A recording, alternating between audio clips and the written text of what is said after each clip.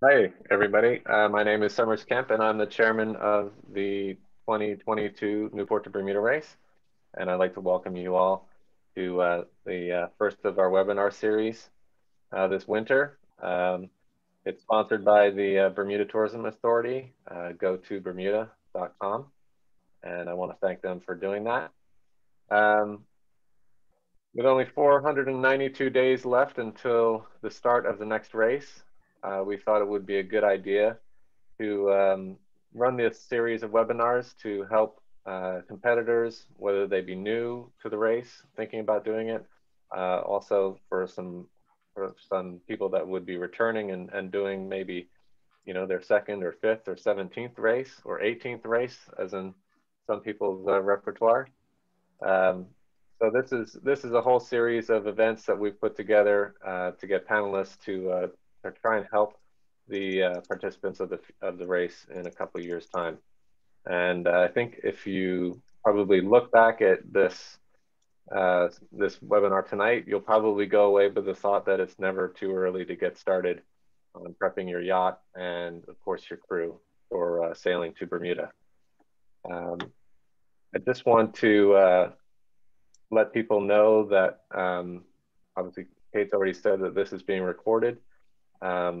This will be available afterwards as to download and rewatch if you weren't able to watch the whole thing tonight. And so I think right now, the next thing that we're going to do is just show some love to our sponsor for this event. And they've given us a 30-second sponsor ad for you guys to watch, and it might get you in the mood to go make yourself a quick little beverage. This tiny island is full of wide open spaces, where secluded pink sand beaches meet brilliant turquoise waters. Out here, once in a lifetime happens every single day. A place this spectacular isn't made overnight. It's carefully shaped over generations. You don't have to fly far to feel a world away. Bermuda is open. You are welcome. Nice. So thanks to the Bermuda Tourism Authority for they've been a sponsor of the race for basically a very, very, very, very long time, and we thank them for that. And we look forward to seeing them help us for June 17th, 2022, which is the start of the next race. As I said earlier, 492 days away. We've assembled this evening a mixture of new and old, I would say, with experience to the race. Let me introduce some of our panelists tonight, starting with somebody who's I've sailed with, done a Newport to Bermuda race with, I think, and probably married to Bermuda race as well. A veteran of 17 Newport to Bermuda races, and he usually hangs out in the Doublehanded Division these days. I'm not sure whether that was because he didn't like sailing with people like me anymore, or he just enjoys the double handing challenge. But it's Hank Halstead, and he's the chairman of our Qualifications Committee. And so he is a key part to the Bermuda Race Organizing Committee to help crews and skippers prepare their crew and pass the qualifications to enter the race. Next, we have Dick Holliday, who heads up our race ambassador program, which is, we'll be hearing from Dick in a little bit about the ambassador program that we have for the race that basically pairs up new skippers to the race who may not be very familiar with the safety regulations or how to prepare their yachts or where even to start when they're considering entering the race. And he does an amazing job pairing up those less experienced entrants with people that can answer all their questions. And finally, we have somebody who has done a Newport to Bermuda race for the first time on his boat in 2018, David Wilson, Catalina 36 owner. And he's tonight bringing his fresh perspective to the panel as somebody who, if you've done 17 races, your questions may be slightly different than somebody who is preparing their yacht for the first time. So hopefully David will be able to bring us some great insight into what it takes. So as Kate said, we have had a number, over 200 people sign up for this, and there have been some questions that they've posed already in advance. If you do have any questions about what we're talking about this evening, just put them in the chat. And I think, of course, we like to see where people are all watching from as well. So you can put that in the chat as well. So why don't we get down into the nitty gritty, and we'll just start with Dick, because I think one of the most important aspects of the race, Dick, and you may agree with me, is the race ambassador program. Do you think you can just give people an idea of the things that you do with that program? Thanks, Summers. As you as chairman know, we look for about 200 boats a year to come to this race, enter this race. And about 30% of those we expect to be first timers.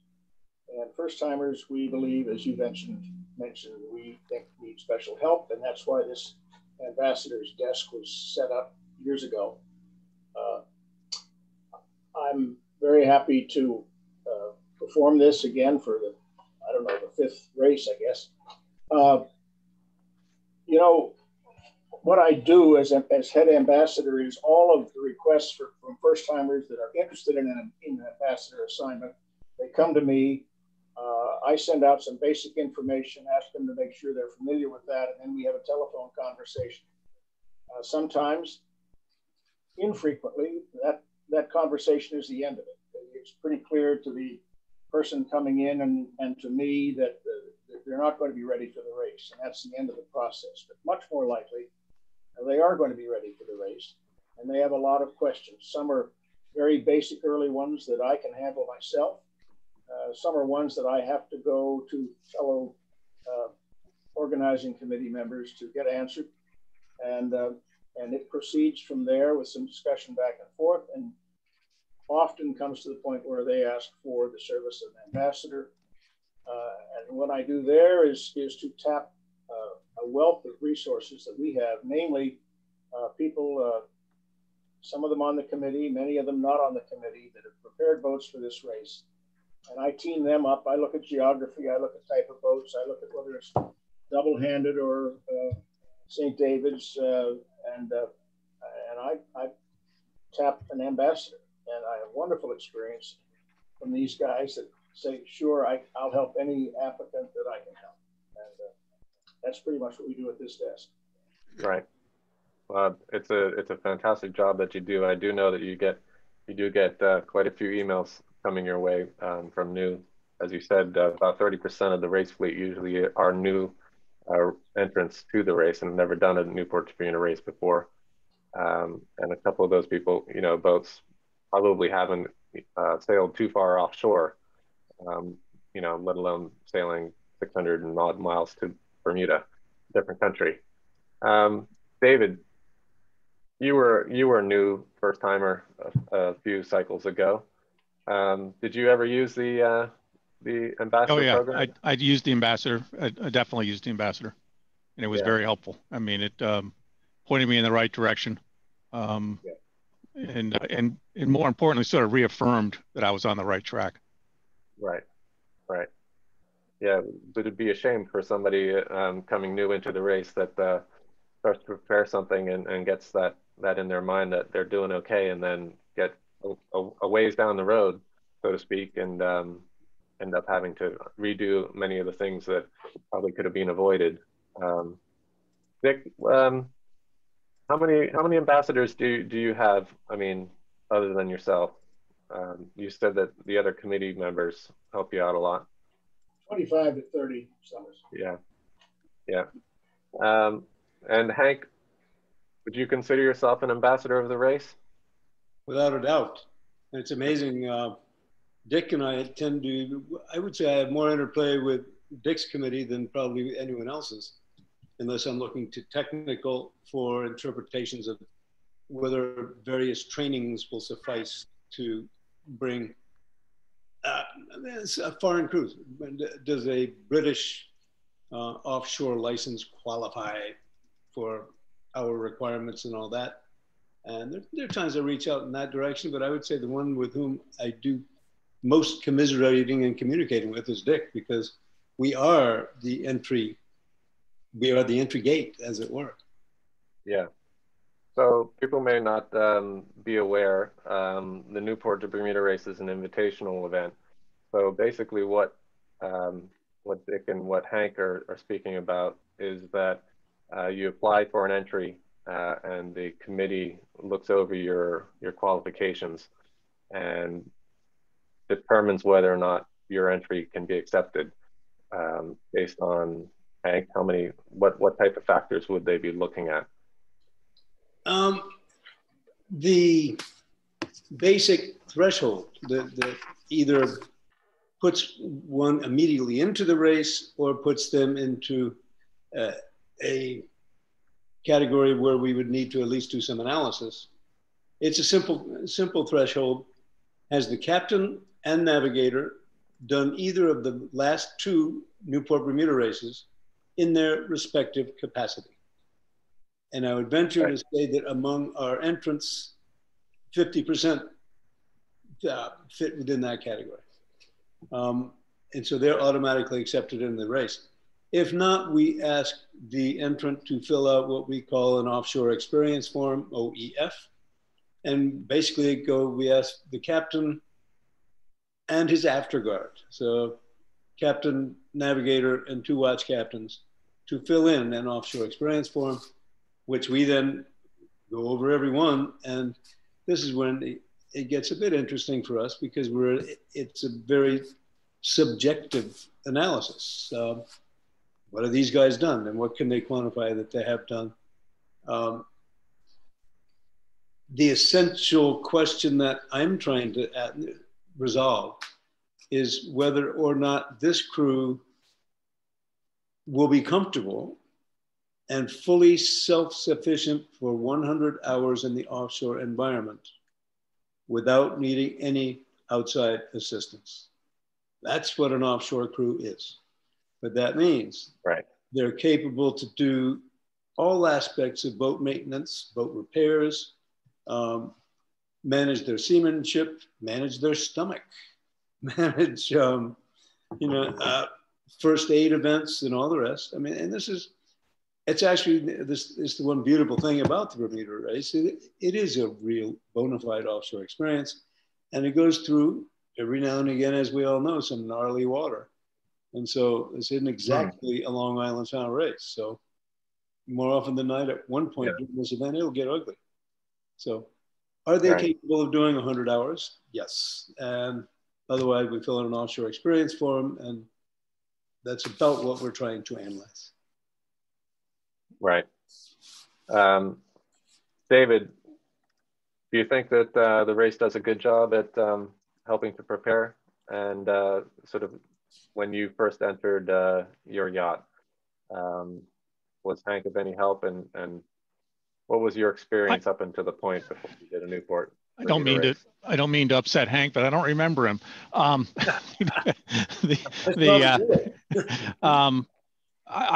mean, and I would encourage any first-time person to look very carefully at the documentation. They've got great documentation on the website, and you need to look at that. You can see what they sort of want. I did question what was the offshore experience. My crew and I took the boat out on a 120-mile run. We had to stay within 50 miles of land, but you can get pretty far out if you want to and get away, so that we could one learn the boat and also to make sure we were compatible, and that we use that as a sort of plug for our offshore experience. I was also fortunate I had a crew and myself who were all a lot of Navy surface warfare officers, so we'd had a lot of time at sea. So, but I mean, you have to show your training. Go ahead, Summers. You didn't have any trouble with the stomach? No, no, we had no problems with the stomach. None of us did. That's good. Yeah. And Well, am I correct? You did your first race was the 2016 race. I think I said 2018 earlier. You said 2018. I wasn't going to correct you online. Yes, it was 2016. Yeah, the race. Right. We had a great time. Yeah, good. Did you find that anything went wrong that race? you know the answer to that question. We had several things go wrong.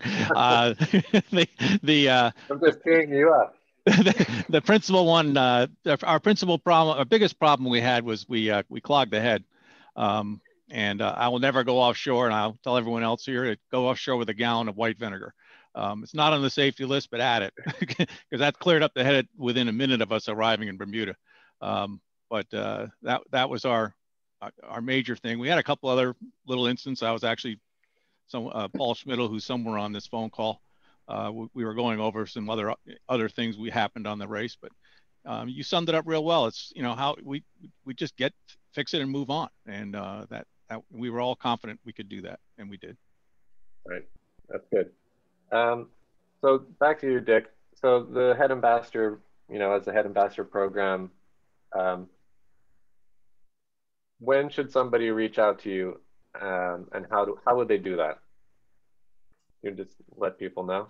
Well, they should do it yesterday, because never does anyone seem to start early enough. And how they go on they can go on the BermudaRace.com website, our website, and I can't give you all the clicks, but it'll lead you to an ambassador. First, it's the first time racer, I think it says, and it takes you down a chain of clicks, and you end up with a message to me.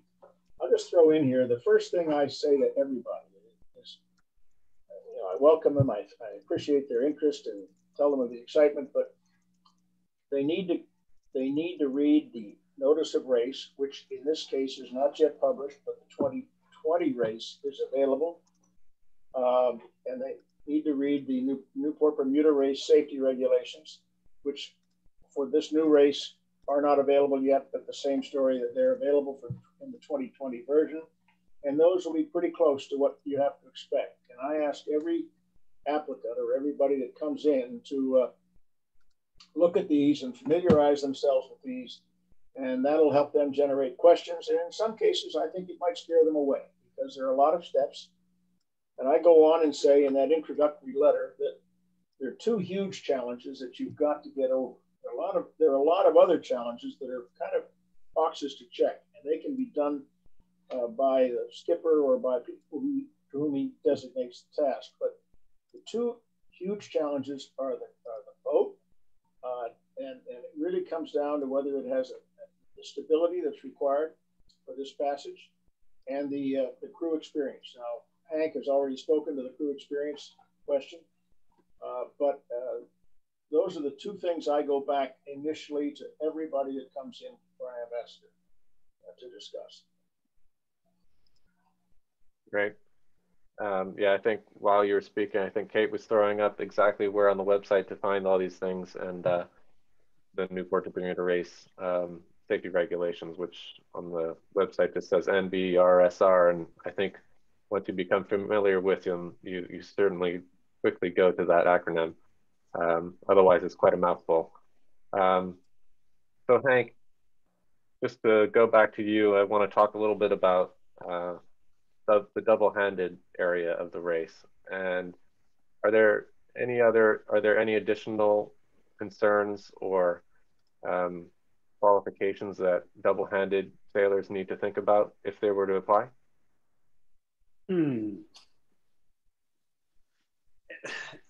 Yes and no. It truly comes back to everything we learn in the realm of seamanship. The consequences are amplified any number of times over. If a safety harness is important when you got a full crew aboard, oh baby, you certainly better wear it when you're double-handed. And I hate to admit that in my youth, I was not very good at that, but I'm learning. But hey, when you get as old as me, I do not have the upper body strength that I used to. And so I still am folding myself back in on that, clipping on it key. But everything you do when you are shorthanded offshore has consequences, and it really forces you to just, the thing I love about shorthanded sailing is it's seamanship cubed. And that for me is truly the appeal. Also, as you pointed out earlier, not that many people like me, so but no, and the other thing that does come up, and it's something that each two-person crew will work out their own formula for. Mark and I, we've been sailing together for many, many years. I did a bunch of single-handing along for that, but we basically drive until the other one comes up and looks at you and says, "You look beat, just get out of here." It may be much wiser. We're very laissez-faire. It may be much wiser to establish set watches and all that. Also set duties.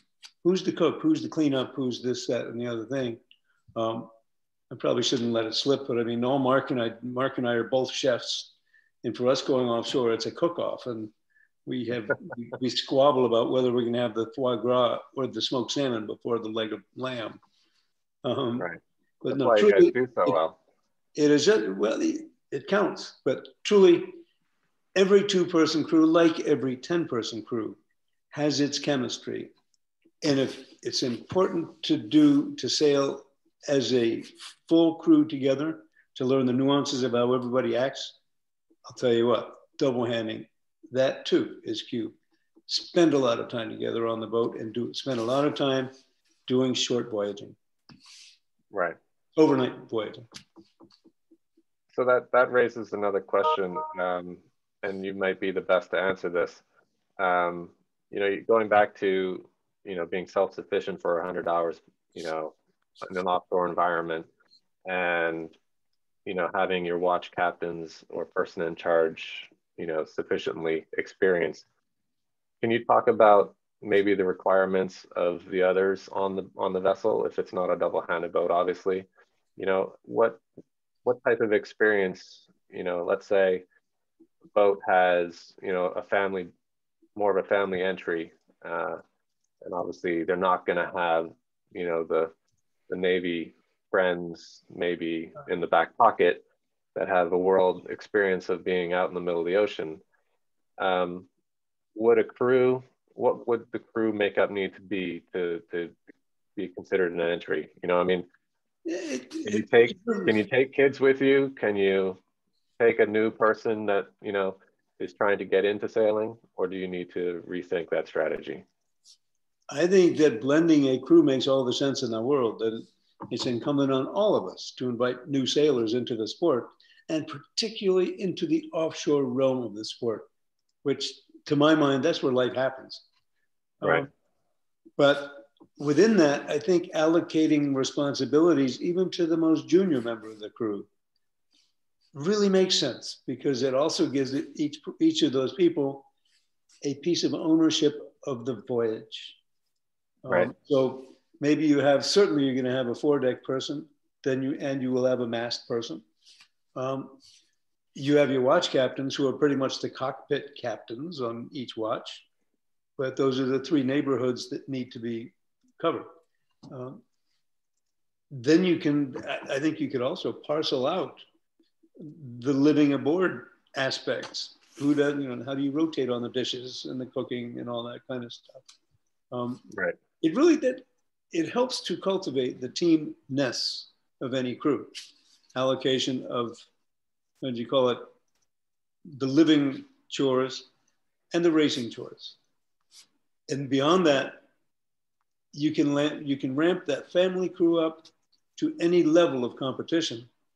And that's a group decision of how aggressive the crew chooses to be. Well, typically it's how hard does the captain and PIC want to drive you? Yeah. Dave, do you have anything to add? What was your crew makeup other than the Navy SEALs? Did you have any young people on board with you? No, we were only a crew of 4. It's a Catalina 36. The following year I did the Marblehead race and I did a crew of 5. And I think a crew of 5 is really probably the better crew. We kept the navigator off the watch bill, so he was he was available to any watch and sort of a standby crew. Right. I just chuckling. I mean, yeah, we assigned duties to everybody, and I agree with Hank. I mean, we had our one non-Navy guy. He volunteered to be our medic. Went to the separate medical school. Showed up with a huge box full of medical stuff. He's the only one who got a cut on the way over to Bermuda, and the one thing he didn't pack was Band-Aids. So sometimes sometimes even the most simple thing can get you. But it helped everyone feel a little bit of ownership in the race. Everyone, was, had their role, and and I agree with Hank. We also went out several times, training even in Narragansett Bay, and then also a little bit offshore, just to learn about each other and learn about the boat and right. how we all work together. So yeah, just to kind of go a little bit further back in preparation, does, assigning things in preparation of the race, a year in advance, 2 years in advance of a race, how did that go for you? Did you have any tips and tricks that you guys used to kind of keep everything in line? Yeah, I prepped this up with my daughter, who's the race monitor, who's the monitor of this thing. I used an application called Trello. It's a free application, and I went through the safety instructions, the safety regulations, the notice of race, and also went through the boat and figured out what I was going to need to do. And essentially I made little cards and I moved them around. As you can see, most of them are in the completed thing, but I had stuff I needed to purchase, training we had to do, had all of that listed. And then I shared that with the crew. And so they knew, everyone knew what we had to get done. And, we would add things to the list as we would think of things like batteries. I see that right over there. Just put things on. It was a great way for us to remember to get things ready for the race. And she's demonstrating for you how you just simply move things around. Your crew can have this application on their phone or anything else. When we were fixing the boat up, and she was on the hard, we would go afterwards and go to a bar, and then me and the navigator who was helping me out with the boat, we would sit down and try to race each other to see who could move the cards over to the completed thing first and watch it on the phone. So it was a very good system for helping us out. And I'm a big believer of it because it really did help us get the boat fully ready and make ourselves fully ready too, because we had the training in it stuff. So it was like stuff you had to buy, stuff you had to do. Right. It was good. Yeah, no, I mean, obviously organization is a key component while you're underway at sea. Things need to, lines need to be coiled properly and stowed properly, and things need to be put back away properly and latched away safely. And organization is a key component to having a successful race. But it looks like that key component obviously needs to start a lot earlier if you want to be a serious contender. If I might interject, yeah, this is the one other major liability of us shorthanders. We don't have 10 crew to do all the work. Yeah. And it's really, it is something to consider because there's a lot that goes on there. Well, the other thing about shorthanding, Hank, is if you can't remember where it was put, you just only have one other person to ask, where is it? It's exactly right. You don't have to wake up too many people. That's absolutely correct. And the only bonus is it makes buying crew dinners is much less expensive for the skipper. I can imagine. Yeah. Well, okay. So sticking with speaking to David about his experiences in preparation and before the race, you mentioned you had Trello. Do you want to expand a little bit on maybe some of, going back to the requirements and the safety, some of the training that you did, traditional safety at sea, horses? I had all my crew go to the safety at sea seminar, and I had all my crew go to the, which I felt was actually more important, was the actual hands-on part, where you were actually got to launch flares, play with the fire extinguishers. I'm probably not supposed to say play, but it was kind of fun. And I actually learned a lot with the flares, because I looked at those flares and I looked at the slag falling off of them, and I'm thinking about myself sitting in a rubber boat, lighting one of those things off, and that slag would just destroy the rubber boat. So it's like, maybe I don't want this around me. But it was well worth it. They also had a, sorry if they got some noise in the background. They also had I thought the in the water training was absolutely critical. How to get in and out of the life raft, and also to experience the your vest blowing up on you, and that was very good.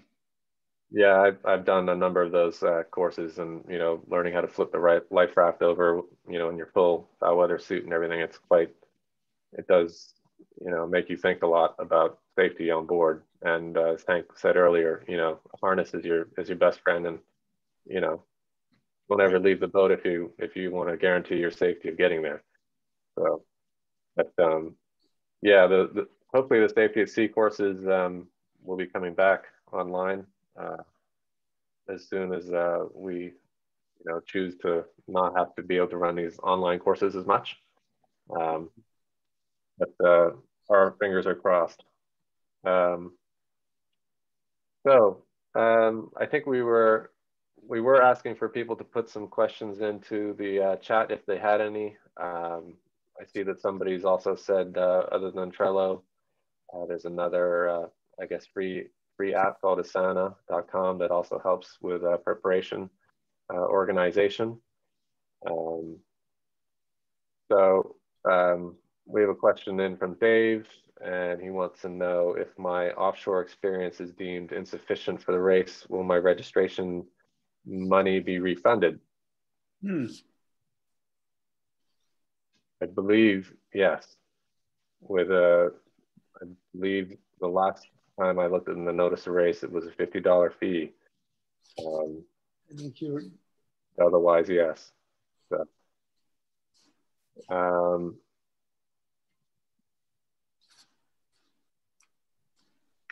I might interject just briefly there, if I could, that I'm pleased to report that, as I recall, when I've been doing qualifications for probably a dozen years, I don't think we've ever told anyone they were not qualified to do this race. Right. We have worked with a lot of them, and Dick's been instrumental in that, but helping people to do, and this is the beauty of having our application available fully a year before the race begins. It gives people every bit of time they need to do the voyaging together as a crew, and to do any training necessary. Yeah. Those things are outlined, as you said, well in advance, and we do plan to post all those things up, the notice of race for the next race a year in advance again, and open up entries at that point, the same as we did in the last cycle. So does anybody want to, we just had a question come in to do with budgeting. Realistic budgeting for getting a cruising sailboat into the race. Is that something that anybody could comment on? Question, it's Dick here. It's a question we are often asked. Yeah. And it depends enormously. We've had people that I believe have entered a race and done well with $10,000, which is very low. I would say a more normal number would be to figure up closer to $30,000. And there are a lot of people that put a lot more money than that in. Obviously, it depends on the condition of the boat. It depends on the condition of the sails. Is the boat set up for offshore racing? Do you have to make a lot of modifications? You've got to buy a lot of safety gear. Then there's a huge variable in terms of crew costs.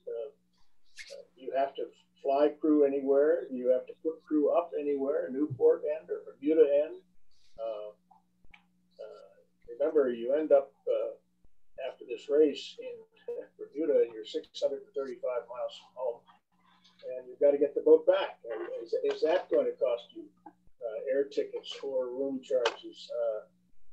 You know, there's a very broad range of cost ahead of us. But we know of some wonderful cases where it's really been done on a shoestring. All the maintenance is done by the owner of the boat and maybe his crew.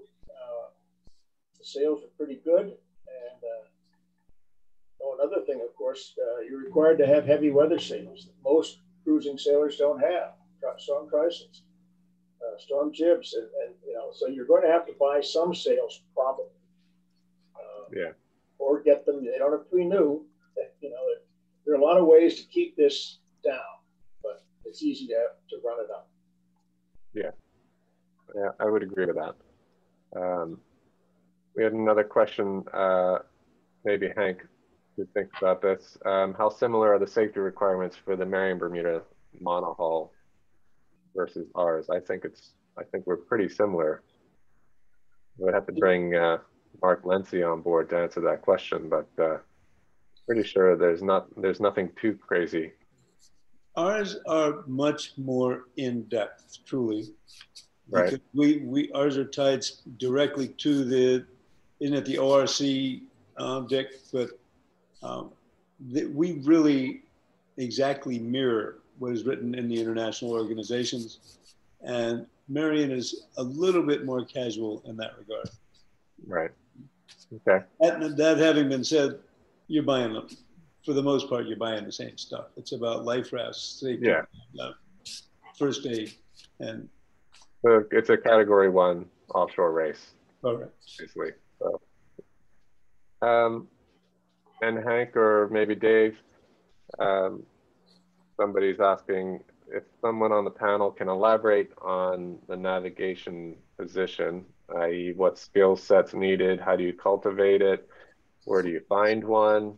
Some background, their crew have sailed a lot together around the buoys and day distant races, but in some overnight cruising, but navigation consists mostly of looking at the chart plotter and setting the autopilot. I would assume they mean that sailing to Bermuda is slightly different than that. Anybody want to end on that? Where can you find a navigator? Geez, wish I could find one. You need one. I've been yours, as I recall. Why don't we throw this to Dave and sit? I'd love to hear your thoughts on it, and I'd be happy to expound when we do. Well, I was very lucky. I had an ex-Navy quartermaster, and also who then went into the officer corps and became a meteorologist. So I got not only did I get a guy who really knew navigation, but he also knew weather. So that was it was a good deal. But I would say, you know, any competent, you know, to be a navigator, you need to first learn how to read a chart and not a GPS. Start there and learn the 5 rules of DR. That would be and DR is dead reckoning. Learn that and turn off your GPS for a little time and see how well you can get around with your compass.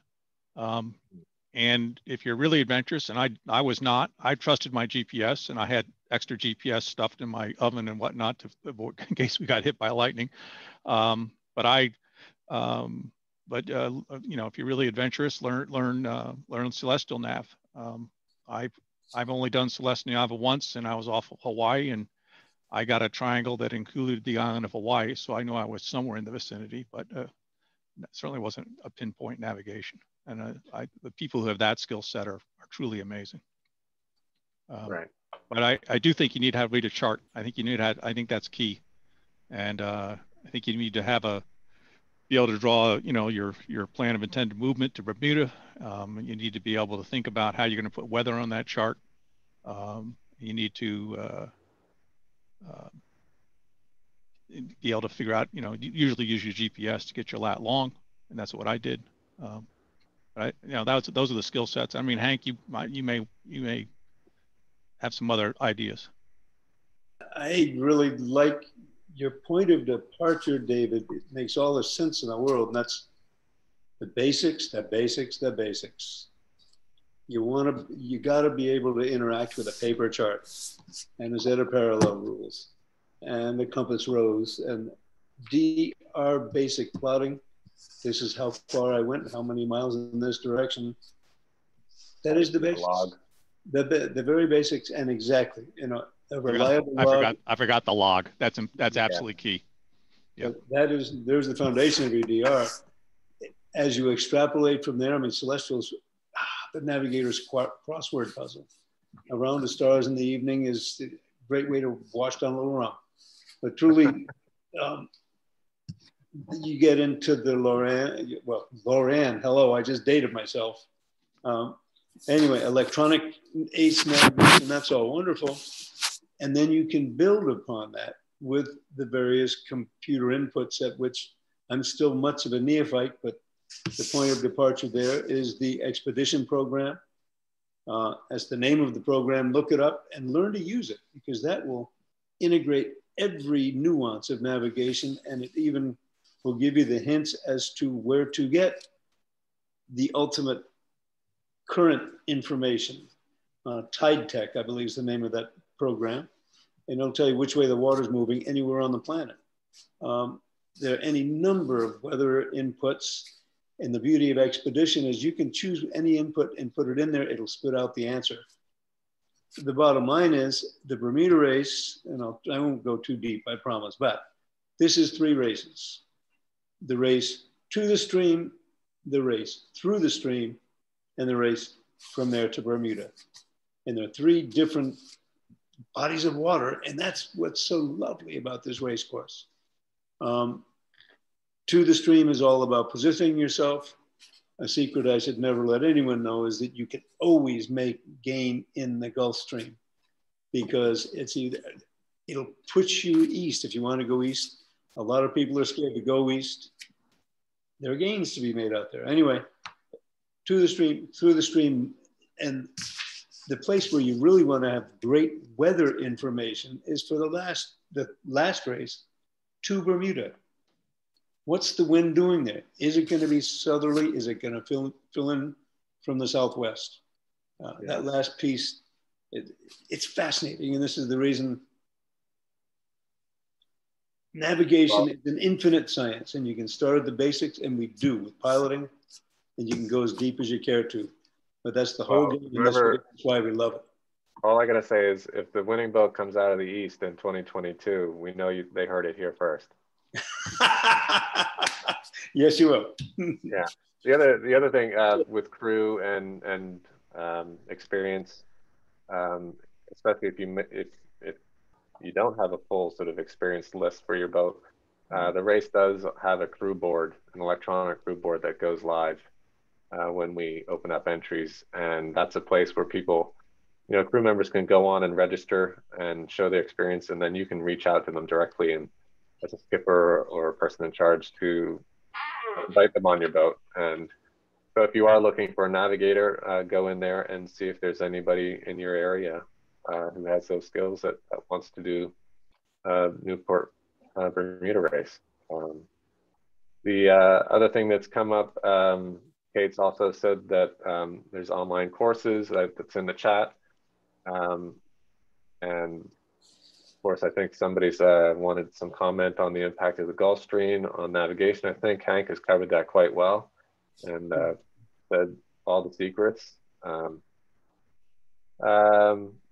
course, there's other. Hank did cover the Gulf Stream, but in addition to knowing where the boat is and how fast it's moving, in what direction, there's a question of finding the Gulf Stream, because you want to find where it is at the time you're going to get there. And that's a dimension that hasn't been covered in this navigation discussion. Yeah, the other thing I wanted to just to raise and point out, in this whole series, we had a series conflict with another party that is on March 9th, when we were originally going to have our Bermuda Race tent party to listen to some stories of past Bermuda races from crew. That was originally scheduled for March 9th, and we've shifted that to March 16th because on March 9th, the Woods Hole Institute is doing a whole webinar on the Gulf Stream and the impact of sailing from either Marion or Newport to Bermuda. So that's something on March 9th that people may want to keep their eyes out open for. We will be, I think we are promoting that this week on our social channels, on Instagram and Facebook. So keep an eye out for that. That will definitely be a webinar not to miss, because Dick, as you said, the stream is very, very important. There's nothing worse than the navigator coming up and telling everybody on deck that you're bucking a 2-knot, current, trying to get to Bermuda, because that delays the dark and stormies for sure.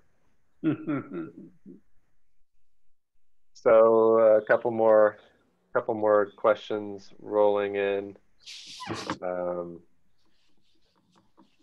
Just trying to read through these quickly. So Hank, another question. What's an example where you've worked with someone the summer before to get enough experience for them and their crew?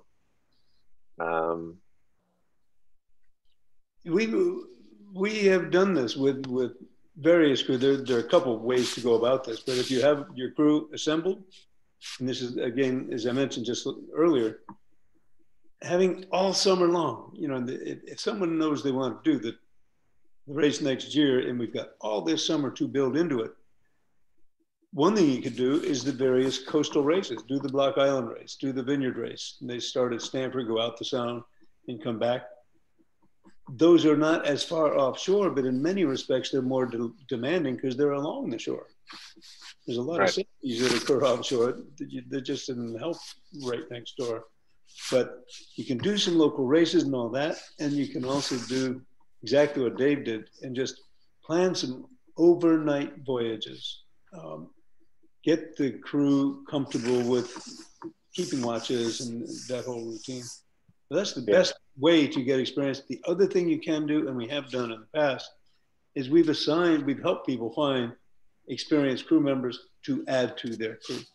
And as you mentioned, the board's online for that too. Yeah. Okay. Well, in the interest of time, Kate is prompting me to kind of do a last roundup of the panelists, because we're going to have a mingle with questions in the last 5 or 10 minutes. So what would be your last piece of advice? And I think I'll start with Dick. For people listening now, interested in doing the race, maybe for the first time, what would be your lasting piece of advice for them tonight? Well, in 2 words, start early. In a sentence, let me know of your interest, and let's have a conversation, and then get you paired up with an ambassador. Right. Yeah. And the contact details for Dick are on the Bermuda Race website, bermudarace.com. Should be able to find that there. Hank, any last thoughts from the Qualifications Committee? Don't miss the race. This is an experience really worth doing. I mean, for everyone involved. And if you need any help getting into the race, once again, we've never turned anyone down at the end of the day, and we're happy to help. Right. Good to know. Dave, along with the others, I want to thank you for showing up as a first timer, as our first timer. I know that there was some family involvement in twisting of the arm, but it seems that it went well. Do you have any lasting advice for people thinking of doing the race? I guess I got 2 things. One is that don't put off the race because you don't have the boat you want. If you have a boat that you can make go for it. I went with the Catalina 36. No, it's not the 40-footer I would have liked to do the race in, but we had a good time, and I'll never forget doing that race. The other thing is I'm gonna put Hank in. I'm gonna have 3 races, but my 3 races are different than Hank's. My first race was to get to the starting line, do all the preparation, get the boat ready, get everything ready. My second race was to Bermuda, and my third race was coming home. And you really need to think about that come home part. You're going to have your ace crew on board to get to Bermuda, but you need to have an ace crew coming back. I had more heavy wind and heavy weather coming back from Bermuda than I had getting to Bermuda. So when in your preparations, don't forget that third race, and that's getting home. It's very important. So, and you don't have, when you're doing the race out, you've got medical people on call, and you've got people monitoring you, and they've got people following you. All that stuff gets pulled off the boat in Bermuda, and then when you're coming back, you're alone and unafraid on the ocean. So, just be aware of that. You know, I think that's, and if anyone is thinking about doing this race, I can't tell you how much I think you should do it. It's well worth it. Great, thanks. Thank you, all of you. It was some great insight you guys have provided, and I look forward to hearing that Dick is receiving lots of requests for new first timers to the race. So I think Kate must be listening to us. If you'd like to ask a question, okay. We're gonna now allow people, I believe, to mingle around, ask questions live, face-to-face, I think, Kate, yes? Yeah, so if you would like to ask a question live, if you have it in the chat or say hi, you guys now have the ability to unmute yourselves if you just don't want to speak up. Otherwise, yeah, we encourage all the information's on bermudarace.com. Under about, there's the Your First Bermuda Race with lots of information. There's a form there how you'll get in touch with Dick. And tomorrow we will be putting out a blog post with this recording, and also especially the links and stuff we shared in the chat, we'll be sure to aggregate all those for you, and that will be sent out. So we thank everybody for joining. And then we also want to remind people that we will be back on the 16th. If you signed up, it used to be the 9th, but we moved it because of the Hui presentation on the Gulf Stream. On the 16th, it will be presented by Gosling's Rum, and we're going to have a virtual tent party since we all missed those tent parties. So be sure to pour yourself a dark and stormy and show up. We're going to bring in people to sort of share stories from their races. So if you want to get inspired, or we will share stories if you want to share yourselves, as long as they're maybe appropriate, and we'll have a good time at our next one. And then from there on, each month we're having another one, and we'll get more into the weeds with a couple more about safety requirements and what division is right for you, and bring in friends from North Sales and other places like that who can talk to us about sale inventory and things like that. So be sure to stay tuned, and I'll be quiet now in case anybody has any last words.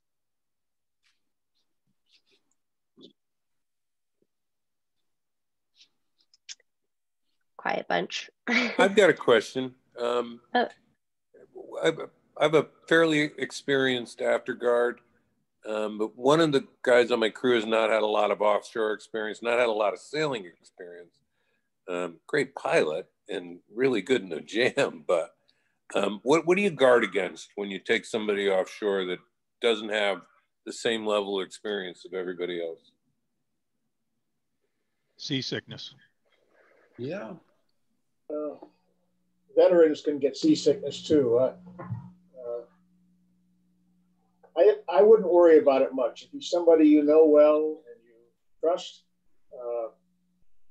and he's had experience, as you say, he's been in tight jams, gets along with his fellow crewmates, I'd go for it. Yeah, I agree. So I think that,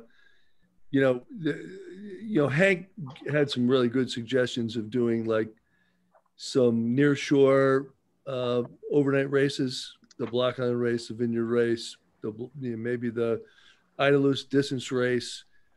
I mean, these are 24 or less hour races, and you're going to learn a lot about people in that period of time, whether they can handle the situation or not. And so, but I wouldn't discount an avid, person that you have faith in just because they don't have the experience yet. And especially if they're the type of person that is willing to learn. And yeah, no, I'm great at that. And if you have the other experience on board, they're usually very good to have on board as companions and buddies. As a buddy to somebody who's more experienced, you know, it could be the best thing for them. Thank you. Yeah. Hope to see you in 2022. We'll be there.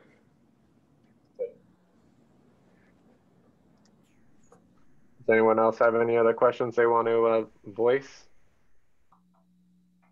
I just think this was a great presentation. I want to thank the panelists and